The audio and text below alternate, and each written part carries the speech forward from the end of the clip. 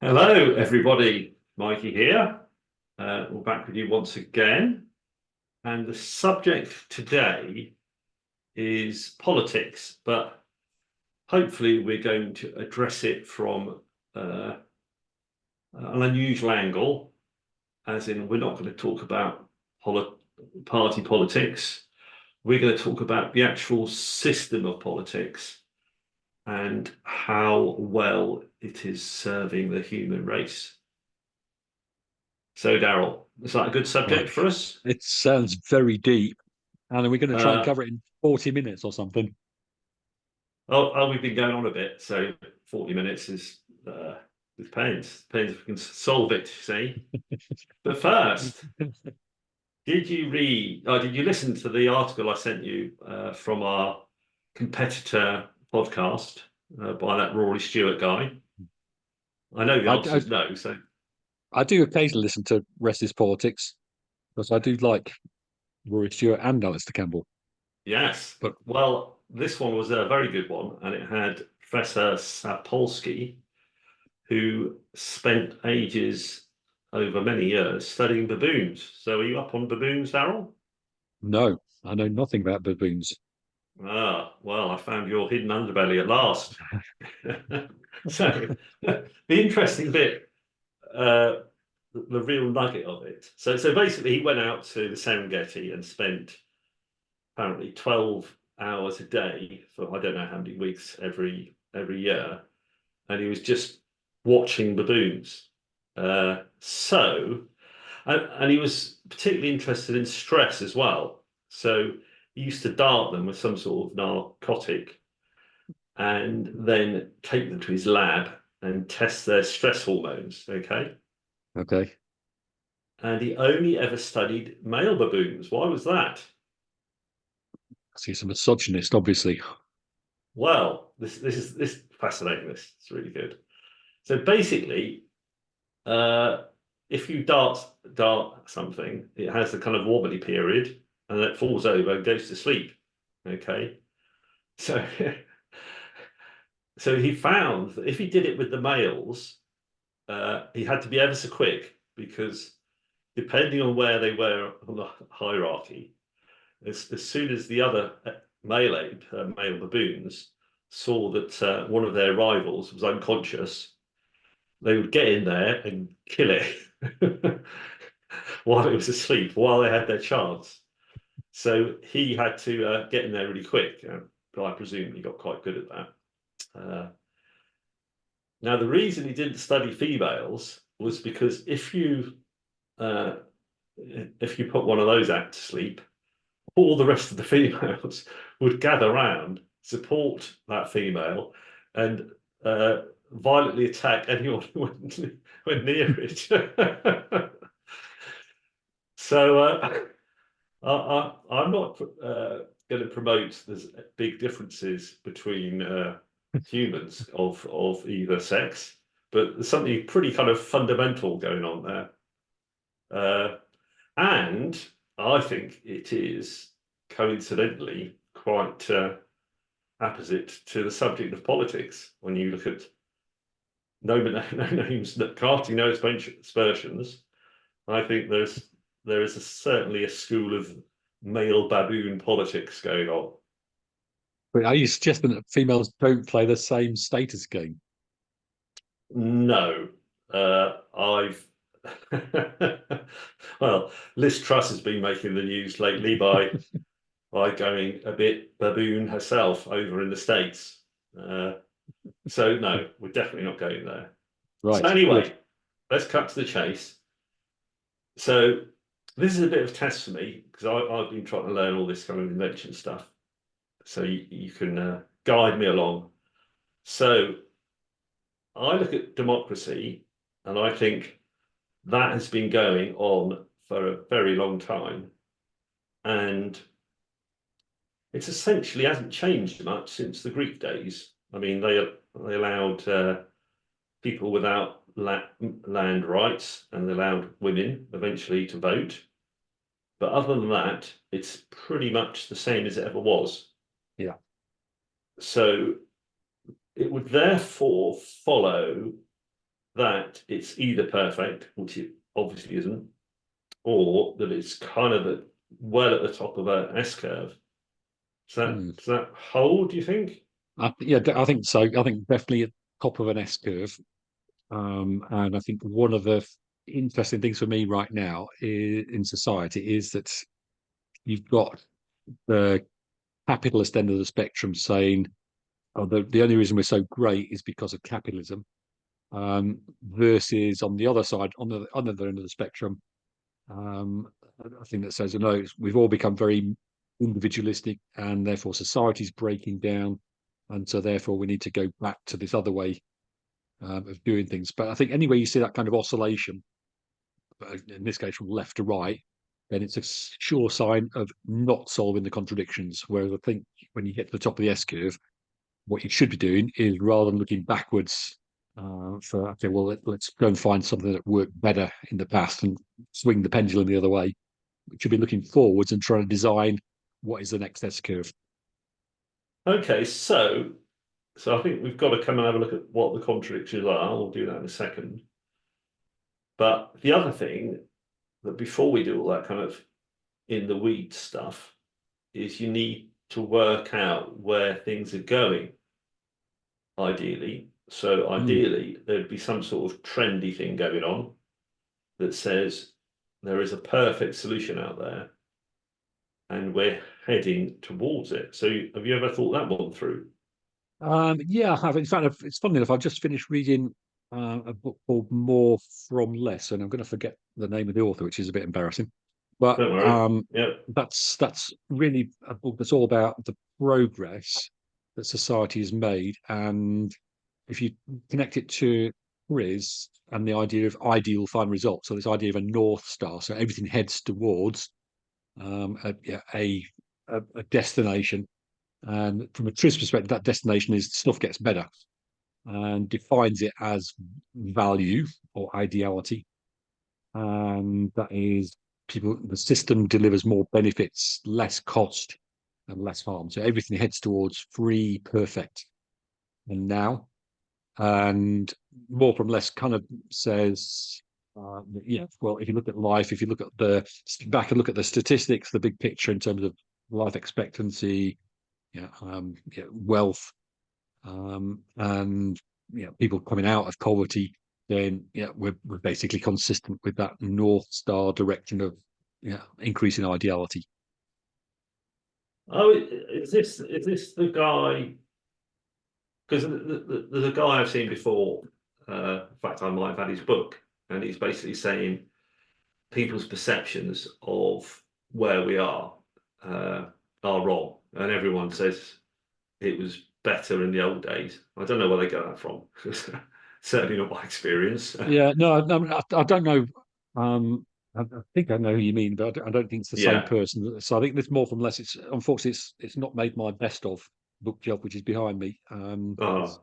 He tries to make the case that the reason we've everything's so good these days is because of capitalism, which I think Ah. is a complete misunderstanding of S curves again, and and a failure to understand that once you get the top of a capitalism S curve, then bad things start to dominate the good things, and that's the time that you got to jump to a different way of doing things. Right. But we're still without a North Star. I think implicitly the North Star is there. It's the North Star is things life gets better. So yeah, all of the metrics that we use to determine better, yeah, all those metrics take us in the destination and the direction towards the destination that we're looking for. So benefits divided by cost and harm. So all the harmful stuff disappears and all the good stuff gets better. So saying about. So are you saying we just keep doing what we're doing and it's going to be all right in the end? That's the overall premise of the book, I would say, and it's the overall premise of Triz, because what Triz says is that we, yeah, as innovators, as inventors, you might get a bunch of stuff wrong, but over time, the stuff that is better prevails. And so it may be two steps forward, one step back, or 19 steps forward, 18 steps back. but eventually you move in the right direction. So I think one of my interests in enabling more and more people to be aware of contradictions and solving contradictions is once you've got that in your toolkit and your perspective on life, then you make progress an awful lot faster. Right.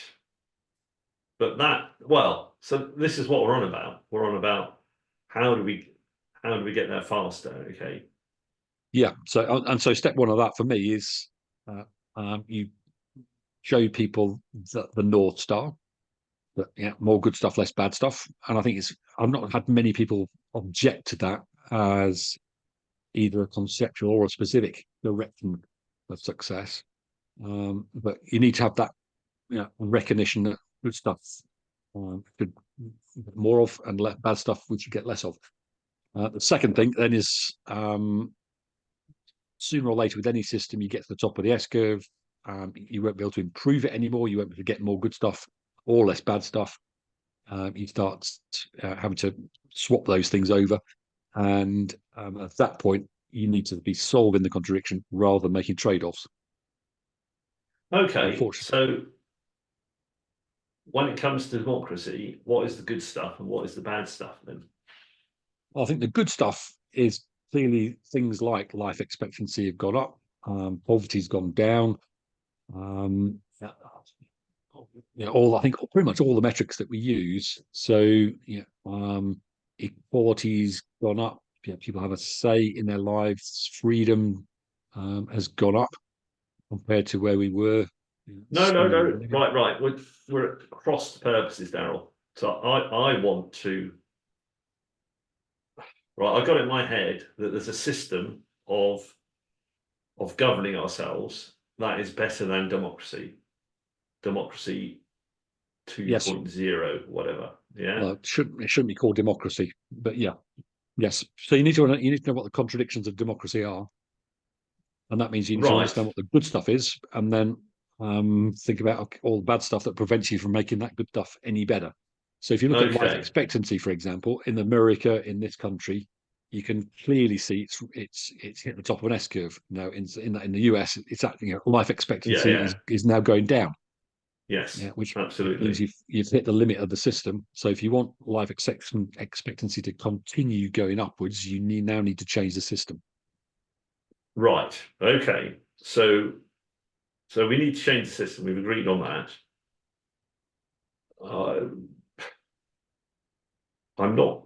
So what would be a perfect system of governing I don't. society? I'm not sure there's such a thing as perfect. I think there is such a thing as the next S curve, Right. and there's the next S curve after that, and the next after that. So different ways of configuring the system will take you a step further towards the North Star that you'll probably never get to. Okay. Um, Well, yes. I mean, we're not necessarily granted the ability to see that far in the future. I mean, in some cases, you'd maybe argue that we can see that far in the future. I think one of the things that is paradoxical about all of the research we've been doing is that the long-term future is much more predictable than the short-term future, which sounds kind of mad, but in the long-term future, that's evolution towards the more ideal solution, more good stuff, less bad stuff, becomes very, very clear. In the short term, you go through all of the political nonsense and turmoil that we're seeing right now in society. So you can well imagine that most people don't think that life is getting better right now because we're just seeing so much crap from all Hmm. the political infighting and populism and etc. etc. Well, I suppose if I've immediately thought of the analogy of climbing a big mountain. Okay, Mm, so let's say your goal is to get to the top of the mountain. So that's your long-term future. It's pretty easy to kind of relate to yeah, that. Long-term future, get to the top of the mountain. Now, if it's a ruggedy mountain like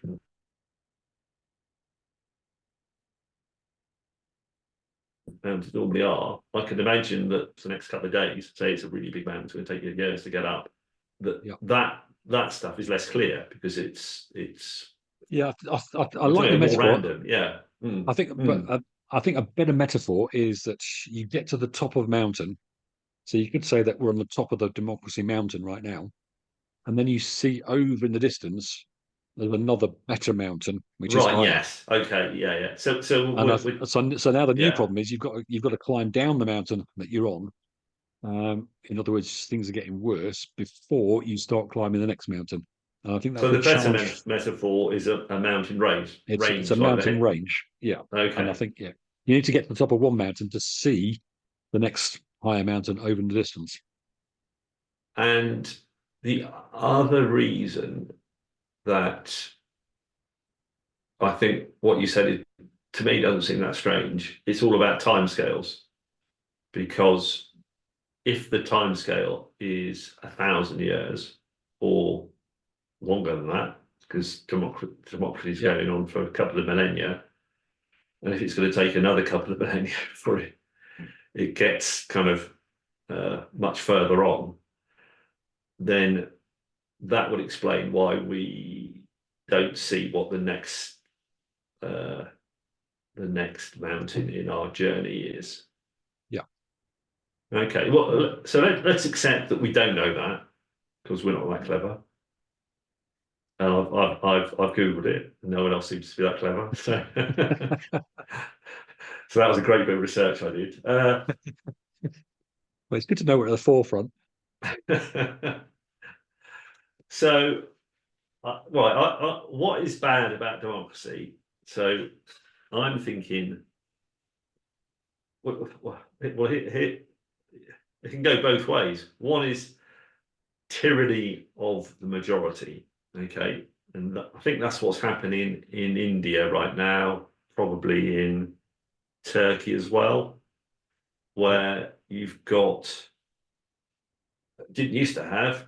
I mean, it used to be kind of rich and poor, but now it's kind of the politics has got switched to being based on a religious divide, and you've got a lot more Hindus and Muslims, and playing the Hindu card when you've got 80% Hindus or whatever is a very so that that leads to its majority rule, yeah, but the majority can kick the minority around. So that's one thing.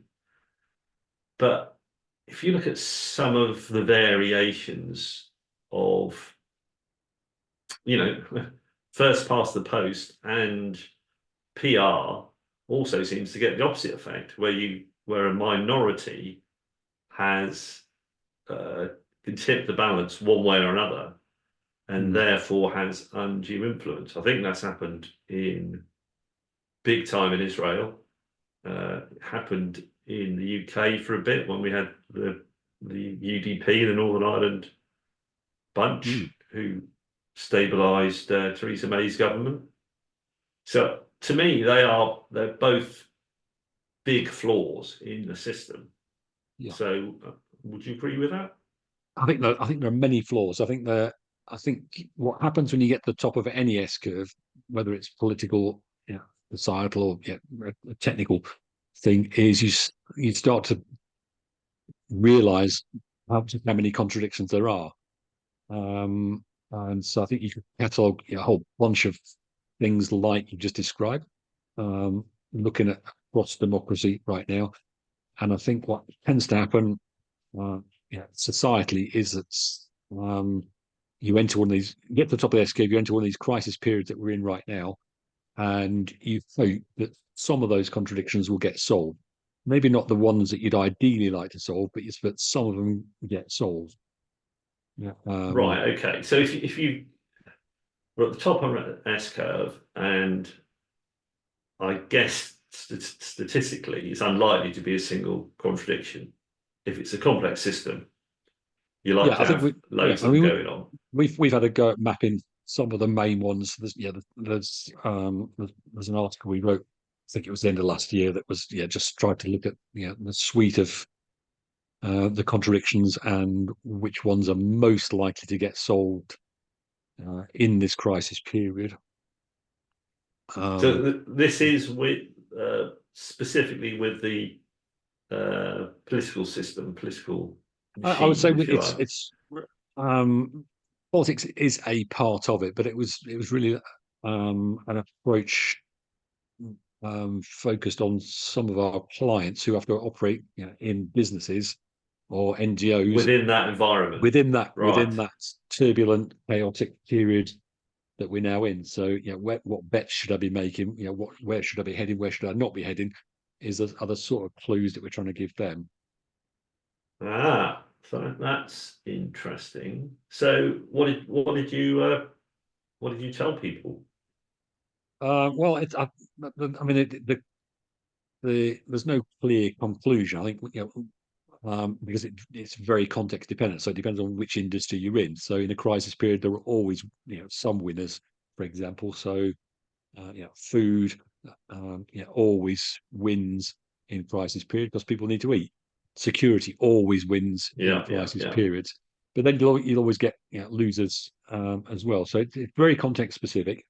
Um, if you're looking at generalizable conclusions, then, one of the outputs from the analysis basically says there's so many wobbling dominoes in society right now. So in other words, contradictions. Um, you can't predict which one's going to fall over, but what you can predict with great clarity is that as soon as one falls over, it increases the likelihood of all the other ones falling over as well. Oh, Um, networks, yeah. Darrell. You've introduced networks. Well, I think in complex systems, everything is connected to everything else, isn't it? So, yeah, that's Yes. why I think having a systems perspective is important, and why politics is one of those elements that determines the behaviour of the system. Because as part of my education program, I listened to a book on networks. I think there's only about one on Audible I could find. Hmm. And I've read some really good books lately, and that wasn't one of them because he seemed to apparently in the 60s, some geezer kind of he was a total genius, came up with the idea that the distribution of nodes in a network was random. Okay. Because it was fun mathematically. He wasn't interested in kind of a real world Okay. application. Right. And apparently it took them another 40 years to work out that distribution in real world networks is not random. How surprising. So that was Yeah. a major breakthrough. I thought, bloody hell, I think I could have probably done that in about 5 minutes. But anyway, Yeah. so Welcome to so the research team. so you've uh, so the domino effect is sort of in my very very simplistic network theory is some nodes aren't some nodes are a lot more important than others. So some of those, if nodes are dominoes, some can fall down and you don't give a hoot, and if others fall down, they precipitate a bit of a network crash, which is a bad thing. I mean, if you look at societal turbulence right now globally, Uh-huh. then it looks fairly clear that the UK, the US come out of this crisis period with far more difficulties because they've got more dominoes falling over. So in this country, of course, Brexit, it starts the domino effect. COVID then accelerates and exaggerates that. Populist government, another domino falls over. Gap between haves and have-nots, goes past the threshold level. That's another domino that falls over. And you get to a point where it's difficult to see your way out of the crisis, without, some kind of traumatic event or events taking place. Right. So I'm trying to praise that at the moment. But no, I was just thinking there was another program I remember seeing, and it was back in the 80s when computers were just kind of coming in. And basically some geezer modeled the whole world environment on his computer. And it must have been pretty simplistic sort of thing. But he came to the conclusion that if we kept on consuming resources and creating pollution at the rate we were then, there would be an environmental catastrophe, and Mm. and that kind of really shook the world at the time. It was quite interesting. Something kind of flew by me. Uh, but the reason I'm mentioning that is A, it shows you that a very simplistic model can potentially come to quite powerful conclusions in a kind of what if mode. And Well, powerful secondly, but wrong. uh, well, yeah, but it doesn't matter if it's wrong if it gets people thinking and Yeah, well, getting. yeah, yeah. I mean, yes. I mean, one of the challenge with a complex system is everything connects to everything else, and everything essentially Mm. affects everything else. So when that kind of doomsday message comes out, um, I think there's a strong human tendency towards liking that stuff. Catastrophizing. Yeah, Mm. yeah. And so obviously it does some kind of a job, but it's for me, it's one of those classic law of unintended consequences. So yeah, I'm sure those kind of piece of research are published with the best of intentions. Look, if we don't do something about it, we're going to destroy the planet. Um, and you need those kind of warning signals, but at the same time, I think a smarter strategy would be to not build those simple models, or if you are going to build simple models, at least get the principles right. And those kind of extrapolation type models that say, okay, well, if you keep using things the way you've been using them, then we'll run out of them. That's just not the way the world works. The real world works with S curves. And so one of the things I did Ah, like right. about Okay. one of the things I did like about the More from Less book is you can now see very clearly that the more digital the world becomes, the less physical stuff we need around us. So, consumption of aluminium, steel, all of the materials that build the physical world, they've very definitely hit the top of the S curve and they're coming down to the side now. Oh, So, that is interesting. Although yeah, you've so got the converse to that is that the digital world is consuming so much bloody energy.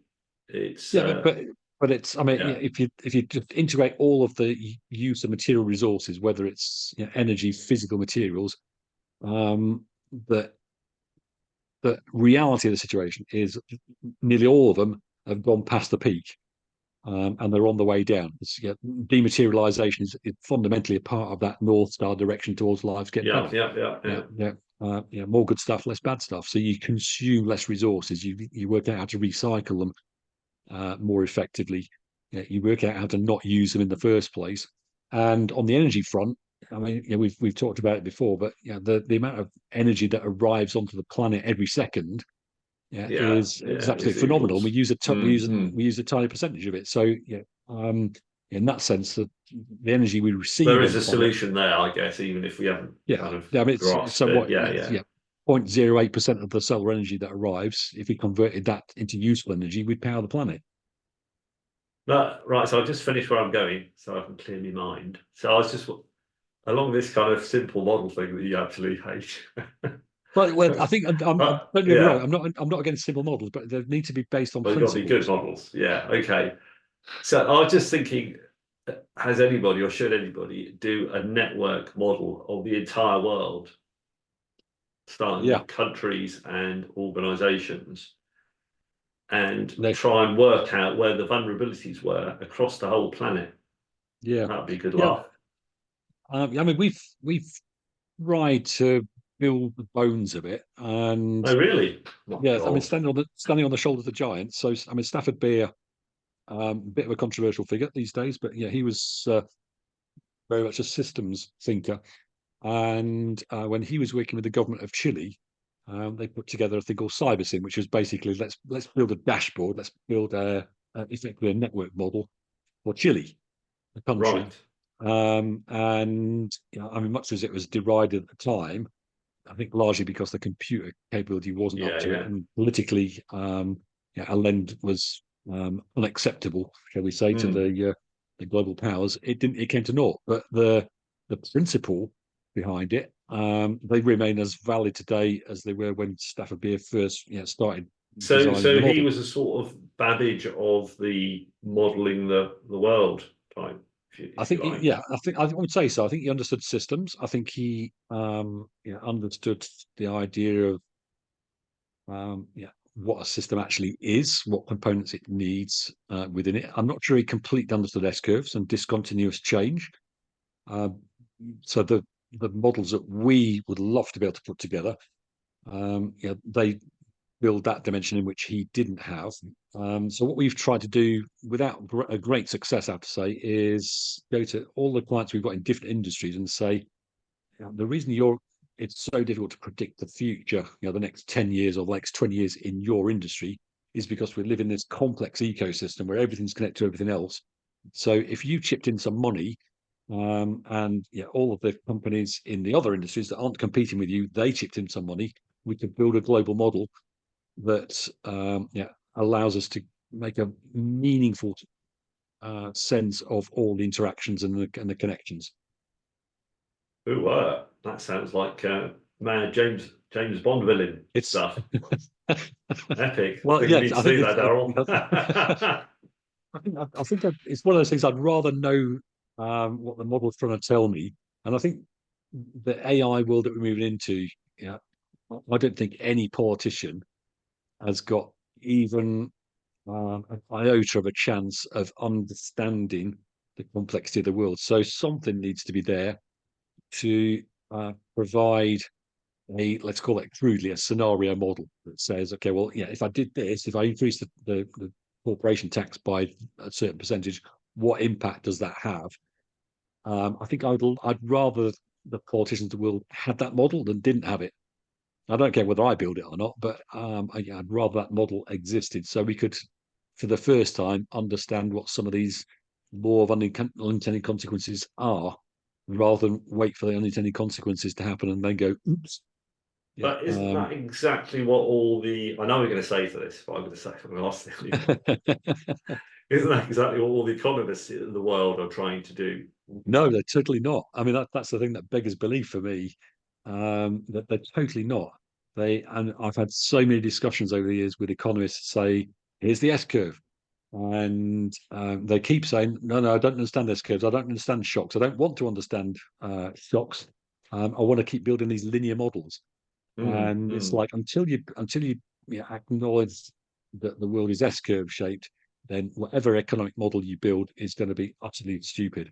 But I think the deeper problem than that, when I've had these arguments with the economy community, is they don't want to know what the shocks are, because their business model is effectively, we're going to predict the future for you, and when it goes wrong, they can say, sorry, we didn't expect that. That wasn't in the model. And so therefore we're okay. It's not our fault. And so they basically build their business model along the lines of, when we're wrong, it's not our fault. So they win when their models are right, and they win when their models are wrong as well. And So, okay, I'm with you on that. But how on earth do you model blooming discontinuities that you don't really know what's going to happen because it's a bit chaotic? so you do. So I think that's one of the great things that comes out of all the TRIZ research, and back to this idea of the long-term future is more predictable than the short-term future. If you look at, let's just take a patterns of evolution, so sequences of S curves in the technical domain, for example, then you get a technology, it gets to the top of the S curve. Lots of people then try and find out, okay, what's the next one? What's the next jump? Most of them will fail, and one or two are successful. And if you take that lens across every technology and every industry, what you find is all those ones that are successful followed exactly the same trajectory of jumps. So there's a very clear pattern of successful jumps, and those are the things you build into the model. Yeah. So, for example, that any kind of physical solution at some point is going to evolve into a digital solution. Yeah, So yeah. it's But better to move electrons than it is to move atoms. but Yeah. I can quote a geezer called Darrell Mann who says all this technical stuff Yeah. is pretty easy. Okay, I think we've just Yeah. fairly conclusively proved that in terms of democracy, we're pretty clueless. What's the next jump on that? So what about something technical that's a bit non-engineering? What about derivative trading or Bitcoin? Is is So there? on the one hand, you say, in cryptocurrencies totally predictable as a technology. Hmm. There's classic, better to move electrons than it is to move atoms. Yeah, making coins and notes. is far more costly than making digital stuff, which costs zero. However, yeah, politically and societally, those digital currencies only become valid and accepted when people trust them. And so the unsolved contradictions right now are, yeah, I do not trust any government institution to not decide one day to switch the whole damn thing off. In which case, yeah, my bank balance goes to zero, and what do I do now? Yes. Uh, where was I going? Where was I going with this? So, but if you're going to have a model that predicts the world, Yeah, you have to know, or you have to predict when or if yeah. cryptocurrencies are going to become trusted.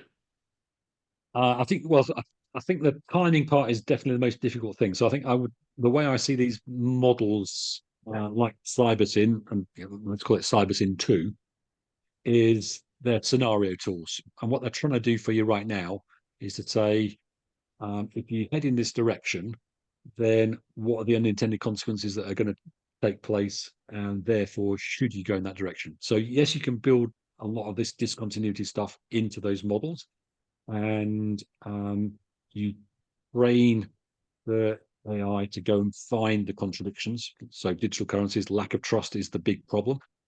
And if you make that problem visible to the people responsible for creating these systems, then they become better able to solve those problems. Yeah. So the trust problem is, yeah, a critical one. Switching the system off is another critical one. Yeah. Until such times as those problems get solved, and in a convincing manner that says to you and I, average person in the street, that you can completely trust this digital currency, then it will never happen. Right. It's never going to happen, Darrell. Never going to happen. Well, it's not with democracy, but so Yeah, I think there's a whole yeah. bunch of contradictions that need to be solved before digital currency will be a trusted, um, way of transferring money. Well, actually, at the very same gathering of interesting political types that Liz Truss went to, there was the unfortunately, I can't remember, but it's some Latin American company that's just had the world's most popular dictator take over, and he's made Bitcoin one of a legal currency, so they love him. Apparently, that's Yeah, apparently a well, very it's a yes, it's a brave experiment, let's call it that. But I think, yeah, those systems fundamentally need trust, and as soon as the trust disappears, then it's game over.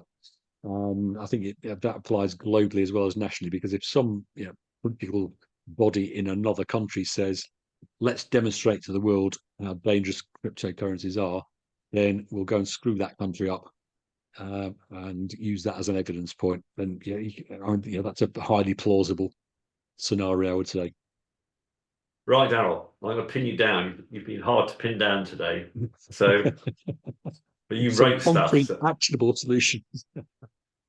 so are you a fan of the Swiss system of democracy? Um, uh, Not particularly. I mean, I, I'm a contradiction solving person, because that's what progress is. And I think Switzerland's a classic example of put so much damping into the political system that no change happens. And to some extent, yeah, in the turbulence we've got right now, adding more inertia into the system is perhaps a good thing, but it's not making progress.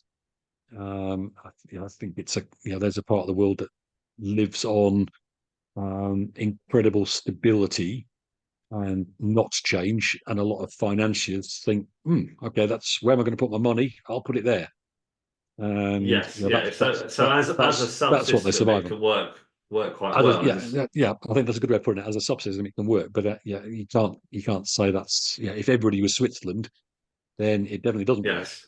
Well, to use an analogy, if they were a tick on an elephant, they can have a very nice life, but the elephant can't turn into a tick very easily.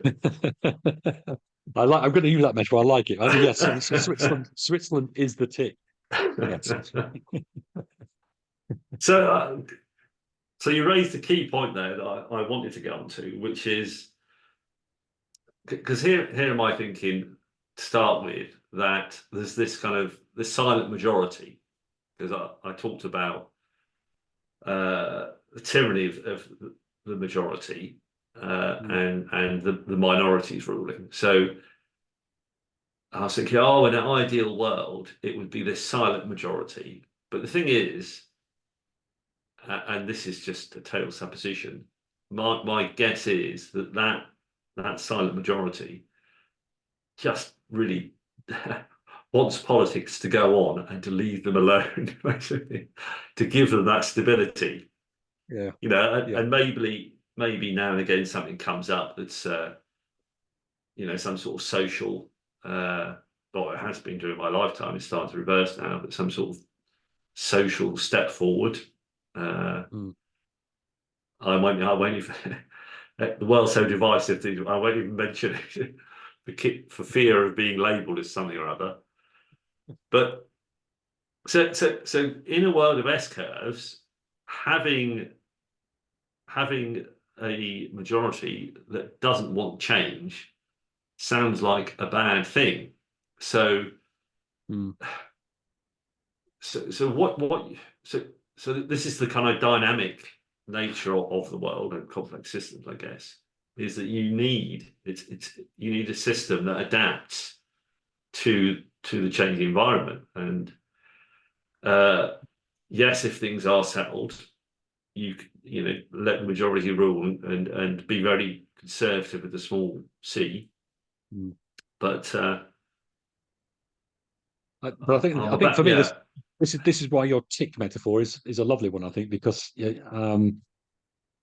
if you're a Swiss person with your lovely, comfortable lifestyle, and you look to parts of Africa, for example, and say, "Wow, God, is it right that I'm living this life when they're starving and there's Mm. disease, etc.?" Yeah, then I think it, you're in a morally difficult position. Well, yes, and from somebody who's right at the bottom of the materialistic pile, Mm. I think I'd be in favour of some radical action, and if it makes matters worse for some people, what the fuck? Because it can't get any worse for me Yeah, right now. yeah, I think that's something I notice in innovation world in the difference between Eastern and Western philosophy. I think particularly in healthcare. So what impedes innovation in the West is if I harm a single patient, then I can't do that piece of research. Yeah. Whereas I think in the East, there's a much more holistic perspective on things that says if I harm one or two people to save potentially hundreds of millions of people with what I learned, then I should probably do it.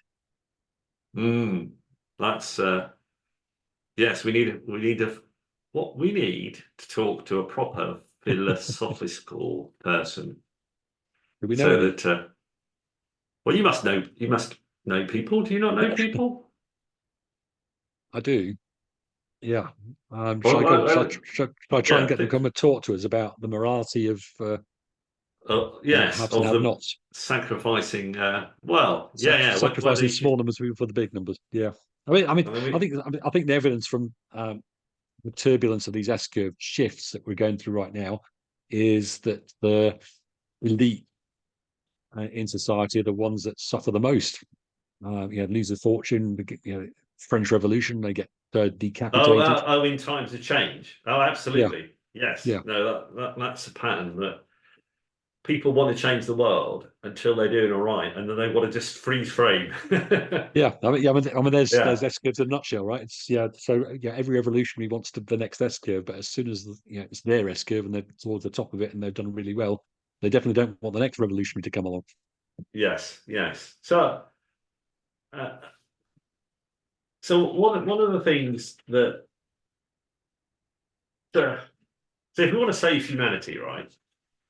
We there's some really bad things about humanity that need sorting out, and don't start going off on your generational stuff because that's a load of bollocks. But anyway, uh, but there is a propensity of older generations, and I don't think I'm guilty of this, to basically say, when I was young, I had it tough.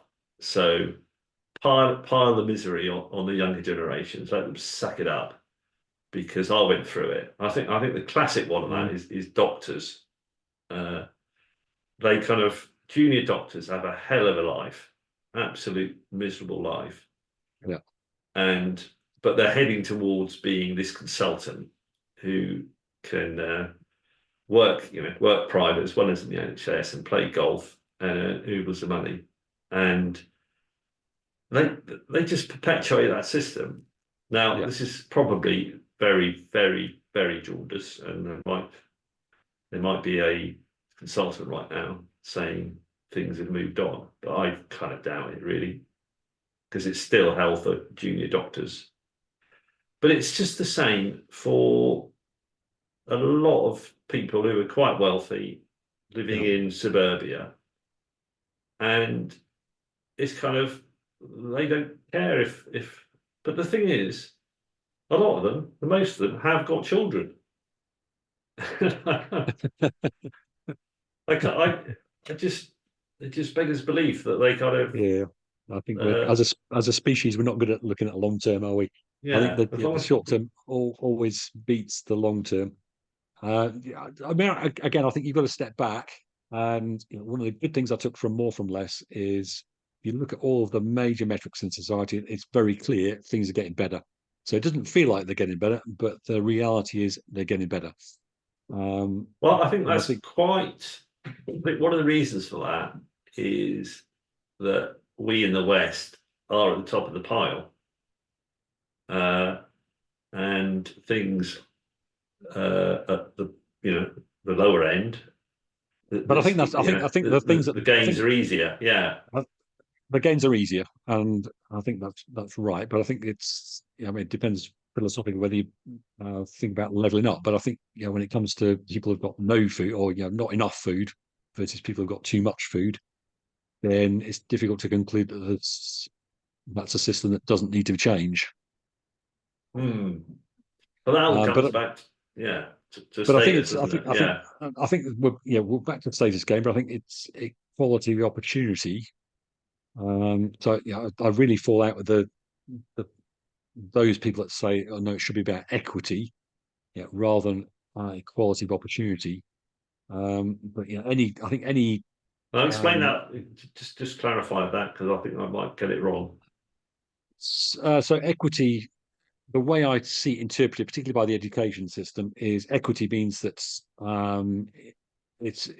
we're talking about equity of outcome. So if I want to be an Olympic athlete, then I should be given whatever resources I want to get my gold medal. Because I deserve a gold medal. Whereas equality says, well, here's here's a system, here's the training system, and it's up to you to demonstrate that you're good enough to be part of this system. So equality of opportunity versus I deserve to be, gold medal athlete with $1 million, etc., etc. Well, So I think that would be equity. all right if it was a question of making everybody fulfill their full potential. But I rather suspect it's rather picking out people and making them I think what it does is fulfill. it Yeah. taps into the worst of humanity. I think I think if you look at communism in China, for example, then I think the recent surge of success, I mean, by recent I mean the last 50 years or so, is a recognition that says some must get rich first. So communism says we're all equal. However, Mm, mm. the only way you can get to everybody's equal, well, two ways. One way is lowest common denominator, so we're all equally poor and undernourished, or we all climb the S curve and things get better. But the only way you can climb the S curve is some must get rich first. Mm. China. You China made me is a think of China. So China's talking yeah. about because you know pretty well, and I've never been there, but I think I was looking on TikTok for some reason, and there was just a picture of a guy looking out the window, and there was this cityscape which was just unbelievable. It's kind of like Mm. it was like New York on steroids. And Yeah. I'm thinking probably when I was not very not very old or quite old, that just didn't exist at all. So the rate of change in that country is just Mm. unbelievable. You know, Yeah. we're still trying to build a 30, a new I airport or mean, yeah, whatever. you Yeah. look at HS2 versus the rate at which they're building railways in China, and it's embarrassing But to be a Westerner. again, they're doing it partly because they've got so many people to employ. They need to keep that growth to keep the Yes, I think they've understood. Yeah, society so stable. the whole thing starts from some must get rich first. So you've then got to give everybody that opportunity. So as long as there's a rising tide and all the ships are rising, then people will go Mm. with it. Yeah. So if you're a person living in China and you see a cityscape, as you say, getting better and better, and you feel like you're part of that, then who wouldn't want to be on that ride? It's because I listened to a what was it, those famous lectures series about China, and back before they had their kind of existential crisis and got beaten up by the West. They had a period of growth that was so uh, that the middle class grew massively, Mm, and the kind of competition for getting your sons, because it wasn't daughters, mm, through learning all the Confucius stuff they had to learn to get a civil service job became so fierce. And it's a bit like today. It's like I had this period of where the next generation was kind of doing better than the previous one, and then it all went pear shaped just because there was too many people in society had been too successful in supporting that yeah. number, Yeah. and that's I when know. all the kind of the whole country split up and started having civil wars left, right, and centre. Yes, I think that. I mean, I know you're not a big fan of the generation stuff, but I think one of the aspects of that which I really like is and it's not from the traditional model, the originator of the model. It's from a guy called Peter Turchin, and his hypothesis is that when you create that kind of competition for places, so if you imagine society as a hierarchy, there are less and less places for Yeah, people yeah, yeah. up the hierarchy. But if you're training lots of people for not enough places, then you overproduce your elites, and that overproduction of elites is what causes the revolutions, because those people are you've now got smart people who are underemployed, frustrated because they've been promised a position up there and they can't reach it. They're the ones that cause the trouble, and they're the ones that cause the revolutions and say, okay, well, I deserve my place at the top. The only way I'm going to be able to do that is I'm going to destroy the current system. And so I think the evidence is really compelling that elite overproduction is Mm, the mm. mechanism. And it's back to what we started. One of those big contradictions with democracy is when you've got too many smart people with not enough smart jobs to do, then that's an enormous contradiction that society needs to solve. Ah, so uh, I watched the most popular TED podcast, and it was the guy going on about how education kills innovation. Have you seen that one? I've been picture quite a few, but I'm going to guess it's Ken Robinson, who's one of my That sounds familiar. heroes. That sounds familiar. He Yeah, is. Ah, yeah, he is. so I he was like, also. yeah. I mean, complex system. There's no such thing as a root cause. However, where do you start? Yeah, when everything's connected to everything else. Uh, the conclusion I think we've come to in the research team is you've got to start with education. You've got to think about this as a long-term project of if you start teaching kids today about contradictions and contradiction solving, maybe when they become the leaders of tomorrow, Mm, they'll be mm. the first generation that get it. So we need to get him. We need to get him on our podcast, Darrell, because Well, he's passed away sadly, but has he? Oh, yeah, that is yeah, bad. it Okay, is we don't bad. want to Yeah, get corpses it all is over. bad. Yeah. We could have an AI Ken Robinson. How about that? That's what the world One of needs. his, because in one of the papers I just read of yours, which I'll stick him on your rants about politics. Reasoned You arguments, said I call them. you said the educational system is like 150-year-old It's and yeah, it's yeah. outdated. But It's his completely way of describing it, which I thought was great, he said the education system is designed to produce professors, which I yeah. think sums it up quite nicely, really. Yes. Yeah, there's a massive time quote I use, which is the only thing a business school professor can teach you is how to become a business school professor. Mm. And uh, and he goes on about how uh, anything that doesn't fit that model is not valued. So Yeah. Mm. so Yeah. one of the problems with the over elite uh, issue is that what is an elite? If we could define elite more widely as people kind of fulfilling themselves, in doing good stuff that helps society or is just artistic or whatever, Yeah. uh, then maybe that's the way to solve that one. Uh, I think it heads you in the right direction. I think enable people to have a meaningful life. And so I think the talk recently of universal basic income. I don't think it works by itself, but I think give people a foundation that says, okay, you've got enough money to live on.